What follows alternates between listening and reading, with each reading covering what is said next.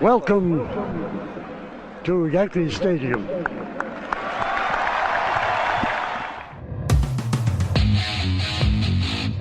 They win the final game 5-2 to remain the baseball champions of the world. The Yankees, with this 9-0 crusher, have won their 17th World Series. The Yankees again are world champions. The Yankees win their 21st World Series.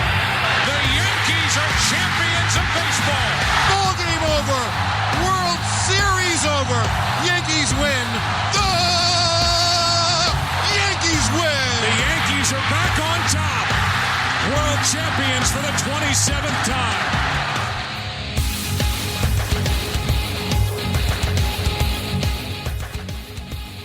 Welcome back, Yankee fan. We're in the midst of a beautiful fall. I'm Chris, and I'm joined by the Podcast Padre, and we're going to talk a little Yankee baseball. What's going on, Pop? I was trying to see if there was a double meaning in that.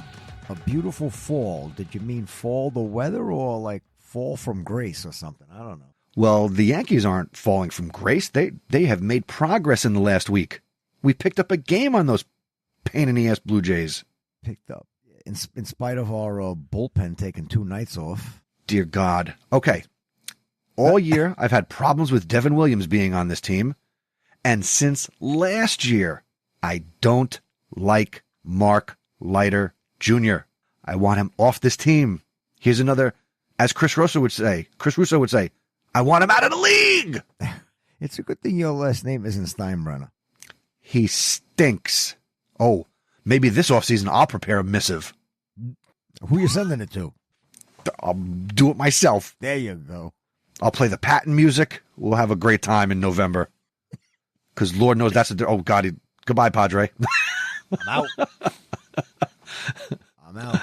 No, I was just thinking, like, the old days with Mike and the Mad Dog playing the Patton song. Those were good times. Those were good times. That's when the Yankees lost. You really felt it. Yep.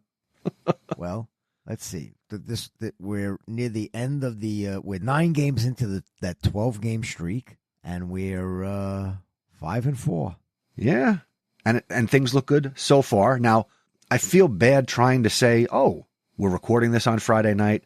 The Yankees are in Fenway, winning 2-0. You know what happens in the future. We don't. And then I'm going to get a text from Alex that, again, the podcast ages like sour milk, and they got their ass kicked after we finished. Well, but I'm going to take my chances. You said it. I'm going to take my chances. I'm going to say that the Yankees win. And when you're all listening to this, at least on Saturday for the first time, the Yankees took Friday night. Let's go. Well, I'm hoping at this point, I've said it the past few podcasts, maybe Mr. Judge is waking. Sure looks like it. Can we give kudos to the judge? Can we rise? I'm rising, everybody. You're right. I mean, I did look at the highlight, the home run he hit in Boston tonight. I don't think it came down yet. It sounded like it came off a metal bat, the clip I saw. That was the one he hit, the first one he hit last night at Yankee Stadium. I never remember hearing a ball come off a bat like I did last night live. It was unbelievable. I never remember hearing that the ball hit the bleacher wall out where the visitors' bullpen. Yeah. And then his other one, his second home run, almost went in the same spot. He's done that a bunch of times in his career where he's had these multi-home run games. By the way, for those that don't remember, or maybe you never paid attention, I was at the game where Judge had his first multi-home run game. And I was also at the game where he hit his first walk-off. So are you asking us to buy you a ticket for the games now? I won't say no. No. It's almost Stantober. And there's another one. He hit his 20th home run last night. That's right. That we're coming. The Yanks are coming. Oh God, the he's Yanks singing. Quick, turn it off. Right. All right, real quick. So, obviously, if you live under a rock, Aaron Judge has now passed the Yankee Clipper, Joe DiMaggio. Aaron Judge is now 4th all-time in Yankee home runs with 362. He is now behind Babe Ruth, Mickey Mantle, and Lou Gehrig. Yep. He got Gehrig in his sights. Gehrig has 493. That's 132. See, there's a little quick math for you. So only you could do it. So 132. So He should be passing Gehrig, like next 2027. Thought you were going to say like August 15th next year. No. That'll take a few seasons. Not next year, the year after. It'll take a while. That's some big. That's a 2028 thing with 50 home runs the next 2 seasons. Hey, you're on tape on the replay. You said 2027. And now then I fixed the math. Then I realized it. Shut up. We're talking 28. Yes. All right. So Yankee trivia. Our last episode 111, you asked the following question. Oh, who is the Yankee all-time RBI leader, career RBI leader? Yes. Let's go to the text line. Okay. Alex sent me the message on Wednesday. Oh, trivia. Forgot. Oh. Derek Jeter, most hits equals most RBIs? Way off. Way off. Derek Jeter is in the top 10. He is number 6 all time. Derek Jeter has 1,311 RBIs in his career. Okay. But we've already mentioned the leader. Who is the all-time RBI leader? Henry Louis Gehrig. With 1,995. Yep. He was a pretty good ball player, that Lou Gehrig guy. Pretty good. Yes, he was. I mean, when you play that many games without a day off, you're bound to put up some numbers, no? If what I never realized a lot growing up was the fact that DiMaggio actually played a couple of years with him in the beginning. They were teammates. Really? There was some crossover. Yeah.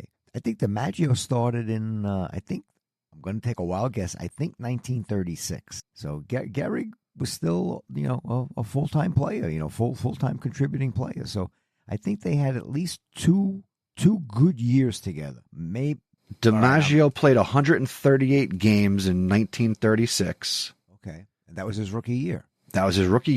And Lou Gehrig was still a Yankee in 36, 37, and 38. All right. Played 155, 157, and 157 games. All right. There you go. Three full seasons together. You start to think like, okay, Gehrig played with roots, so that made him like, go back a little bit more. And DiMaggio was more current and whatnot. But no, they had those 3 years that they overlapped. And when you look at the timeline of Yankee baseball, then, where there is that overlap amongst these great players in the history of the game, because you figure DiMaggio played with Mantle. That was only one season. But they played, so you have overlap. You have overlap.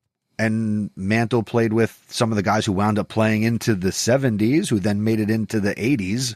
Yeah. Mantle played with Mercer and just missed playing with Munson. Then you was there anybody in those late 70s who made it into the 80s who played with like a Mattingly, who then played with a Bernie Williams, who played with a Jeter, who had yeah. Oh, I'm sure there were. I don't remember when like Dave Righetti. I don't remember when he left the Yankees. I'd have to go back and think about that one. I don't have names coming to me like off the top of my head, but there probably were. Also fun, before we really get into the meat and potatoes, I saw a couple things came up on TikTok this week. I get baseball content, and sometimes I get old clips, and I saw a clip of the TV broadcast of the 1981 introduction of the lineups. Whatever channel it was on TV, you hear Bob Shepard introducing the Yankees on the first base line at Yankee Stadium. The Dodgers had just been introduced, and just cool to see that. I mean, I didn't recognize a bunch of the names. Some I recognized. It's good to hear the names. And you're like, oh yeah, I remember that guy. Ron Gehrig was warming in the bullpen. That's right. He ended his career. He went to the bullpen to be a relief pitcher. Yeah. No, he was the starting pitcher. But then he did do that at the end of his career. He went to the bullpen. Yeah. Yeah. Those were the days. Crazy. All right. Speaking of crazy, let's do current Yankees. The Yankees are currently 81-65, second place in the AL East. They pick up a game on Toronto this week, so they are 3 games out of first place, and obviously still hold the first wild card spot. Currently in a series 3-game set with Boston in Fenway, and they are 3-2 since we last recorded. Overall, they went 2-1 against the Blue Jays, and then they proceeded to lose 2 out of 3 to Detroit. Those 2 losses, they got shellacked. They did. I think at this point you got to take it with a grain of salt. If I lose 11-1, which they did, or whether I lose 1-0, it counts as 1 loss. You can't do anything about it. I mean, we could say like, okay, everybody and their brother sucked coming out of the bullpen. Yeah. All right, get it out of your system. It took 2 nights to get it out of your system, but all right. Like I said, it doesn't matter. 11-1 or 1-0. It's 1 loss. That's that. Move on. You're in Boston. Yeah, and I will say this. I do like the new City Connect jerseys that the Red Sox wear. The yellow ones, I do not care for. Oh, those The green ones they have, the green ones that they're modeled after the Green Monster, and the number style is like the numbers that they put when they slide the numbers into the slots there. Those look pretty cool. I mean, whenever they first started wearing them last year or the year before, the first time I saw that, I was like, what the hell is that? What are they going out and like dig a ditch on the side of the road with those things? I don't know. Looks like a bad softball team. Well, I'm sure if you're a Boston Red Sox fan, you love them. Sure. So go ahead, go out and buy one. And you glow in the dark. Go ahead. But let me put this into the universe. The Yankees better never do this City Connect garbage. I don't need a Yankee jersey with, I don't know, the subway or the Statue of Liberty or graffiti. I don't need any of that. Not as long as I'm around. So things are looking up.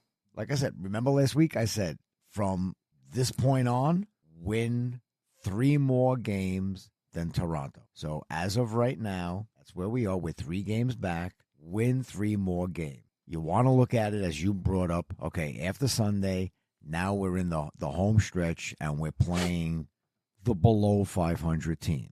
Don't get cocky. Put the foot to the pedal to the metal, whatever the saying is, and win the games. Win 3 more. Toronto is playing a little bit of a tougher schedule. Win 3 more games. Yeah, I was disappointed that Houston wasn't able to take that series. Houston better watch out. Houston may fall back and they're tied with Seattle now. Yeah, they become a wild card team. As of right now, if they get passed by Seattle, they're the number 3 wild card team. That'll show them. Yeah, and as we're recording this, it's bottom of the 6th, and Baltimore and Toronto are tied as the Orioles. It's 1-1, I think. Yeah, 1-1. Yeah. Did you take? I don't want to jinx. I'm not going to say anything about the game. Right, they're still winning 2-0. Leave it at that. Okay. Oh, that's it. Yeah, I'm not going to say anything about it. I'm not going to say anything because then I'll be accused of, oh, you jinxed them. I'm not saying a damn word. All right. So, what'd you think of the starting pitching this week? I thought the starting pitching came up big. Yeah, I was looking for Rodon to get his 17th win. Disappointed. Fried picked up a win this week. Schlittler bounced back last night from last Friday. The whole team seemed to bounce back last night. The offense was clicking. It was good to see the home runs. Judge had 2, Stanton had 1, but that was only they were solo home runs. That they scored 6 runs the old-fashioned way, base hits and running the bases. Yeah. All right. Shall I issue my official apology to Mr. Volpe? No. Why do we apologize? He's on the bench. Let's be thankful. Didn't you see what his injury was about? No, I saw he's got a smoking hot girlfriend, though. Oh, my. All right. Listeners, I'd like to apologize for my broadcast partner not being up on the news. It was announced, I think it was yesterday, Volpe has been playing since May with a torn labrum. They just were not honest and straightforward. He got it while on a play that he dove. He tore. He's got a slight tear in his labrum, and he's been taking cortisone shots. They just never said anything. To that I say, let's grant it, you or me, back in our heyday, if we had a broken leg and the manager comes, could you play today? We would have said, yep, rub some dirt on it. You need me, I'm going out there. So I give kudos to Volpe. No matter what he felt like, he went out there even though he sucked. Yes, he did. And yes, he did. But boo his boo on the Yankees. You knew he was hurt. It took till the end of the trading deadline for you to go out and come back with Caballero. You didn't go out and do something beforehand, saying at any moment this kid could do something where he really tears it and messes up his shoulder. And again, if they're all in on him being the franchise shortstop, who's going to be your shortstop for quite some time, that is a very bad job by the organization. Yeah, they totally blew it. They sucked the weenie on that one.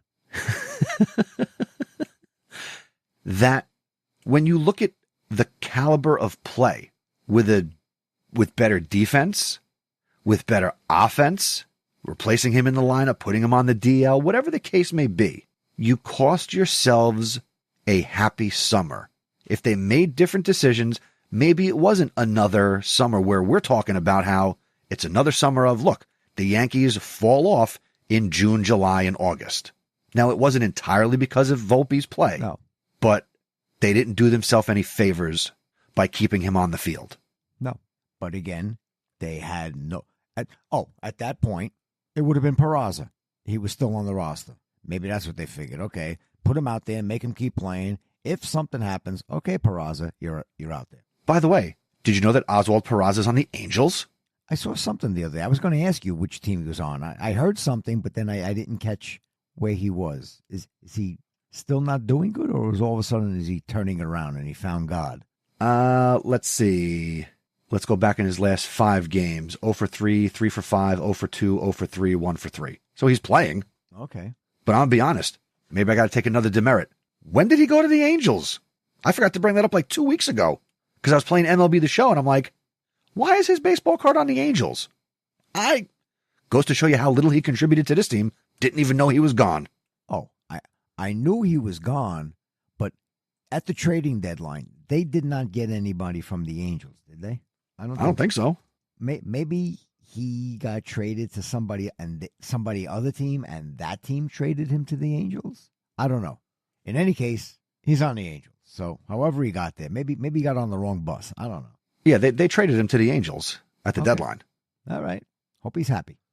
But I guess we were just so enchanted with the great arms we got that aren't that great. Oh. We were worried about who was coming in and didn't really notice who left. Yeah. I read something. That other guy that, I don't know his first name, the relief pitcher they got at the deadline, Bird. Okay. That he, after three outings, they sent him down to the minors. I read something today where he really hasn't been good in the minors either. Yeah, here's a headline. Jake Bird continues to show Yankees what they wish they could ignore after MLB exile. Yep. Well, again, supposedly he has a killer cutter or whatever he throws, and he's lost the touch for it. Maybe he'll regain it next year in spring training. I don't know. He'll certainly get a chance, that's for sure. Yeah, I mean, he's 29 years old, so I don't know how much of a chance he's going to get, but yeah. Yeah. I mean, you traded for him. You got to give him a chance. You never Yankees know. have traded for a lot of guys that we don't see. Yep. The Yankees have guys that we would love to see. You're not going to see him. Keep wishing. Spencer Jones, I don't think is getting called up. And Trent Grisham's playing himself into a contract. Well, that was another interesting one I saw. It was like, who do you actually go after? Again, here we are, folks. It's the November podcast. That's fine. Who do you go after? Do you go after Bellinger or do you go after Grisham? You can't go after both of them, which I agree with. You can't go after both of them. If I'm the Yankees, I'm going to pursue Bellinger. Bellinger gives you much more flexibility. Bellinger can play the outfield. You're probably not going to want to bring Paul Goldschmidt back. Yeah, so Bellinger's probably going to be your first baseman. What about Rice? I think Rice is going to be the first baseman. I think Rice is going to do exactly what he's doing now. First base catch. And DH. Yeah. So you're going to need another right-handed hitting first baseman. But do you want Ben Rice to be your full-time first baseman? He's my full-time first baseman if I come up with another catcher. And I would want a right-hand hitting catcher. But again, boy, the more I think about it, that November podcast is going to probably be about 3 hours. I mean, we can do multiple episodes. Yeah. I mean, there's all little things I see about, who's not going to be a Yankee since over. The unrestricted free agent catchers that will be on the market, one, they're all over 30 years old. I think they're all over 32. Oh, I got the answer. Oh, here it is. They got a guy in Baltimore who's going to be an unrestricted free agent. Uh-oh. Gary Sanchez. Here we go. Ready? Unrestricted catchers. Tomas Nido. He's with Detroit. James McCann, currently with the Diamondbacks. Jacob Stallings with Baltimore. Gary Sanchez, Baltimore. Austin Hedges, Cleveland. Max Stassi, Giants. Victor Caratini, Houston.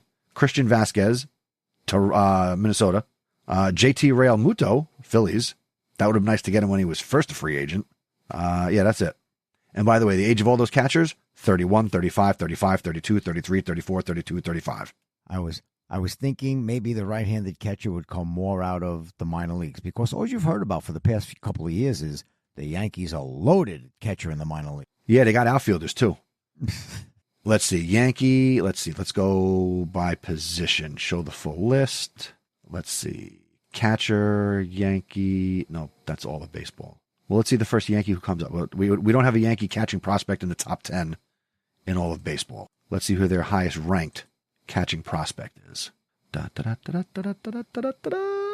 it's nobody in the top 30 is a catcher. Yeah, top 30 Yankee prospects. None of them are catchers. Oh, well, like I said, I don't know. Okay, Grisham has a nice season. Not going to replicate it. He's not. No. If he's on the Yankees. If he goes someplace else, he's going to replicate it. That's fine. Go somewhere else. Good luck to you. Thank you for 2020. All right. 5. All right. I'm going to rein you in. Stick to the season. We'll worry about this stuff in 2 months. Okay. Yankees are still winning. They're still winning. Now, when you say they're still winning, what exactly? Do I have to refresh this page because they're actually not winning? No, they're still winning 2-0. It's top 7. No. I'm just saying, do you just look at the score or the box? I just care about the score. How they get to the W, I do not care. Okay. You don't look at the, inning by inning. That it shows. No. Look at it. No, I don't. Look at it. I'm telling Great. you to look at it. Look at it. Look at it. Let's see. You're looking at it? Hold on. I'm trying to get there. Game day. Don't say anything. Oh. All right. Oh. Don't say anything. I won't say anything. Because you're the biggest jinx I know. Oh. Austin Wells just grounded out. Okay. There you go. Go, Austin. Go, Austin. But I feel like now that I know, that changes everything. All right. I'm going to give you a trivia. Stupid Apple TV. Nobody's going to know. I'm going to give you a trivia, only because we've mentioned his name. I'm going to give you a trivia. Is this bonus trivia? Or is this the official trivia? And the bonus answer is trivia going to come now. So Go this ahead. is like when you watch a video, they tell you well, I do the math videos that the kids watch, where the guy says, okay, pause the video now, and you do it on your own, and then turn the video back on to see. So Okay. people can pause the podcast when they're listening to it. What Yankee was the fastest to get to 100 career home run? Who do you think that would be? I feel like it's got to be Aaron Judge, because every time he hits one of these milestones, they're like, he's the fastest in Major League Baseball history to do it. Okay. And I feel like Major League Baseball history will trump team history. Okay. I'm going to say Judge. You're going to say Judge. I'm going to say Judge. Everybody pause the video. Think about it. We just mentioned his name. Gary Sanchez. Damn it. And Gary Sanchez is actually the second one all time, the second quickest all time. The first one was Ryan Howard. He was a good ball player. Yeah. Didn't look so great in 2009, but that worked out for us. No, but Sanchez was the quickest. I don't think he's gotten to 200 yet, but... Oh, no, that Gary was scary. Well, just for funsies, I'm going to see how many total home runs he's got in his career. Gary Sanchez has hit, 11 years, 189. Okay. His best years are behind him.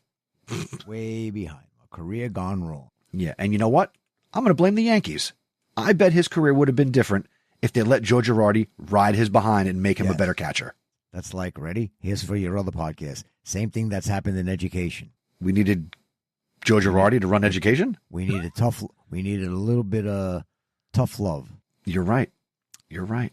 Well, that'll be when I appear on my final your Tech Ed podcast. Yes. EdTech. There, I got EdTech. There you go. Cough. House of EdTech. Cough, cough. House of Ed. All right. Oh, I noticed they mentioned in the game last night that when Judge came up the first time, they said his batting average was 319 something. He may not be winning the batting title. I forgot the player's name. Kid on Oakland also is batting 319. But when you go to the next decimal place, Judge is ahead of him.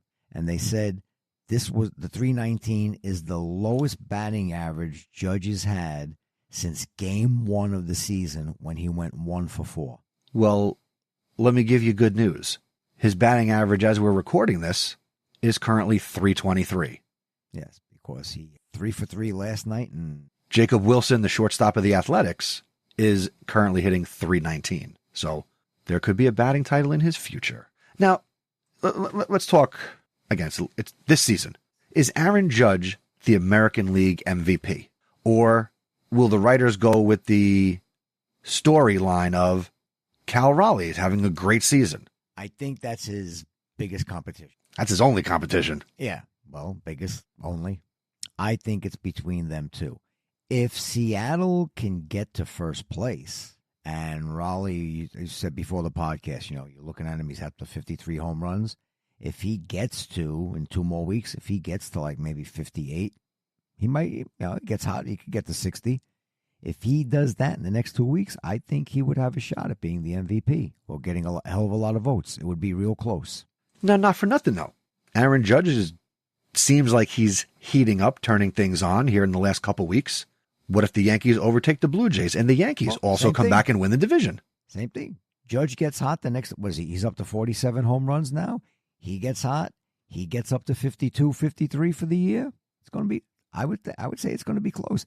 He would have him in batting average, but I think Raleigh is too far ahead of him with RBIs. Well, no, hold on. Here you go. We'll do this real quick.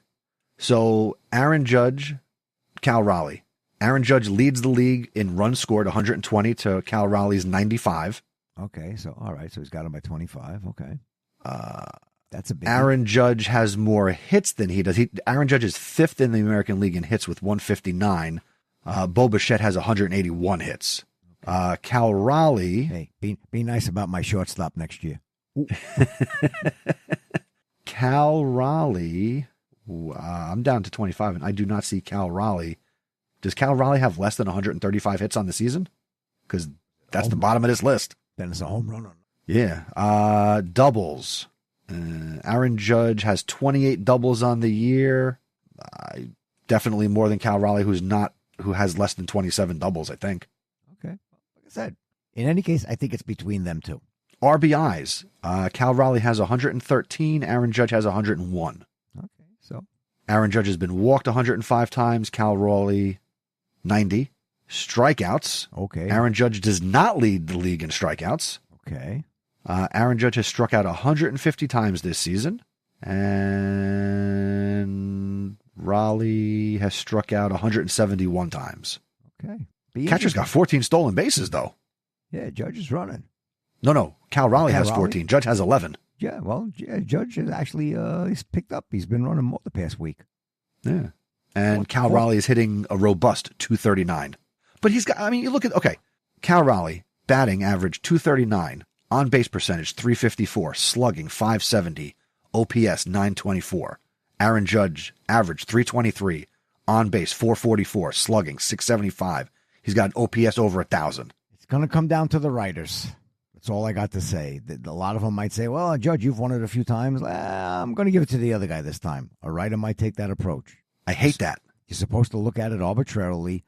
Sometimes it's been who's the best player in the league. That's what it's been for years. As opposed to who's the most valuable. Well, Ernie Banks, way back when, he won the MVP twice, and his team came in last. Yeah, you look at like a Mike Trout. Mike Trout is the case of he won the MVP because he was the best player. Angels stink. Yeah, I think he won MVP awards and they didn't make the playoffs. Which it should be it's supposed to be most valuable. You're valuable to your team. Because of you, your team maybe went to places where they've never been. They won the division, or they made you didn't have to win the division. You made your team a playoff team. Yeah. It should be you led your team to the promised land. And if they both do that, then I think the deciding factor has to be can't be the number of home runs, because I think that's too subjective. Well, it's not. Yeah, it can't do that. You got to look at total output, and Aaron Judge is a bigger difference maker offensively. Yeah. It's got to be RBIs, runs you scored. I don't think pitchers are afraid of Cal Raleigh coming to the plate with the game on the line. You're afraid when Aaron Judge comes up and he can do something to change the game. Could you look and compare intentional walks for the two of them? That would be a telling stat. This year, he has been intentionally walked 30 times. Judge. Yes. Let me see. Cal Raleigh has been intentionally walked 16 times this year. 30 and 16? Oh, 30. For some reason, I thought you said. No, 30. Okay. Yeah. All right. That's telling. Although I think out of those 30 intentional walks, I think 25 of them came from Toronto. So. All right. That'll be interesting. And again, you have to have your vote in when the season ends. They got to be postmarked that night, I think. Yes. Once the playoffs start, all bets are off. That's it. Has nothing to do with the postseason.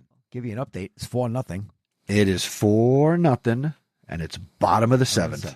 We'll leave it at that. We can't stay on long enough to make this podcast keep going. But maybe we'll pop back on, and we can add an addendum before I publish it tomorrow. Maybe. Would you be willing to do that if things go a certain way? Well, I probably wouldn't be available. It's a sunny day. It's Saturday, so you know. No, I meant it's like. Oh, later tonight. Later tonight. Oh, yeah. I'll do it before I go to Walmart, 6 a.m. Yeah, okay, no problem. All right. Well, if anything should happen, I'll add something to this episode. I'll do it myself. Well, let's add something to this episode before we say goodbye, and that's our trivia for this episode. Trivia question. All right. Actually, wait, real quick. Thank you to SeatGeek for powering the Chase for 28 podcast. Great way to get your baseball tickets here in the month of September. Certainly a great place to get October baseball tickets.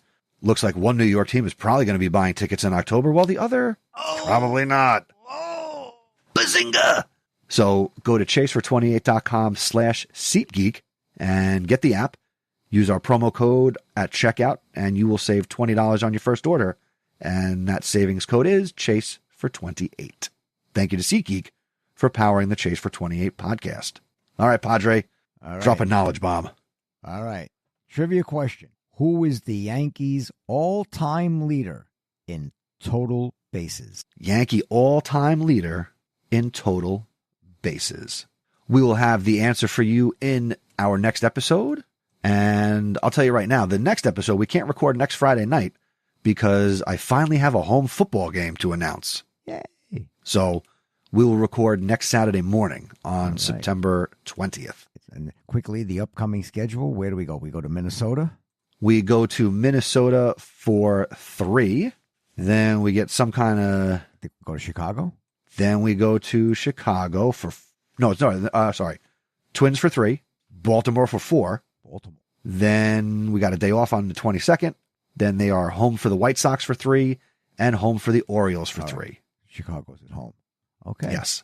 And if you want to get tickets, we got Yankee Cap Night on the 23rd, Yankee Vest Night on the 24th, Bernie Williams Musical Bobblehead Night on the 25th. I saw that. That looks ridiculous. Then we get Yankee Jersey Hoodie Night on the 26th. And on Sunday, September 28th, it is Fan Appreciation Voucher Day, which gets you a ticket in 2026. When I was little going to the games, you know what Fan Appreciation Day was? The rows leading down to the barricade, the wall, there would be Yankee players stationed all around. So you just went and you got online and you went down the road and you got there, down the row, and you got their autograph. Then you ran and you went on another row and you went down and you got their autograph. All the players were around and you got their autographs. Wow. Do you remember doing that?